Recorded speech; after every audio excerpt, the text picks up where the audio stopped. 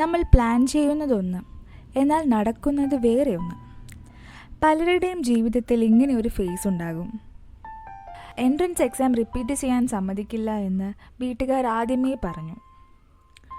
+2 കഴിഞ്ഞ് ഞാൻ ആദ്യം എഴുതിയ എൻട്രൻസ് JEE മെയിനാണ്. ഫസ്റ്റ് പേപ്പർ കഴിഞ്ഞപ്പോൾ എൻ്റെ നിലവാരം ഊഹിക്കാവുന്നതേ ഉള്ളൂ. സെക്കൻഡ് പേപ്പർ കമ്പാരിറ്റീവ്ലി ഈസി ആയിരുന്നു. റിസൾട്ട് വന്നു. സെക്കൻഡ് പേപ്പർ ഞാൻ ക്വാളിഫൈ ആയി. ഫസ്റ്റ് പേപ്പർ ക്വാളിഫൈ ആകാത്തത് കൊണ്ട് ഇനി അതിനെക്കുറിച്ച് ചിന്തിക്കേണ്ടി വന്നില്ല.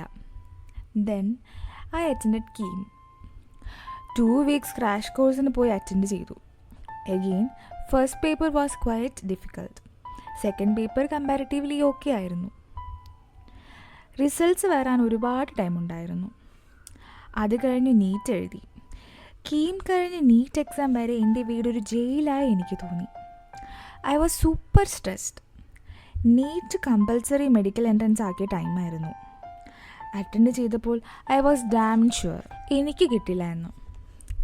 അത് കഴിഞ്ഞു ഐക്കാർ വന്നു, നാറ്റ വന്നു. ഒന്നും ഞാൻ മിസ് ചെയ്തില്ല, എല്ലാം എഴുതി. ഇതിനിടയ്ക്ക് +2 റിസൾട്ട്സ് വന്നു. ഒരു 17 വയസ്സുള്ള കുട്ടിയെ സംബന്ധിച്ച് നിരാശയുടെ പടുകുഴി എന്നൊക്കെ വിശേഷിപ്പിക്കാവുന്ന ഒരു ഫേസ് ആയിരുന്നു ആഫ്റ്റർ +2. ആ കഥകളെല്ലാം അടുത്ത പാർട്ടിൽ പറയാം. +2 കഴിഞ്ഞ് ഈ പറഞ്ഞ എക്സാംസ് എല്ലാം നിങ്ങളിൽ ആരെങ്കിലും എഴുതിയിട്ടുണ്ടോ?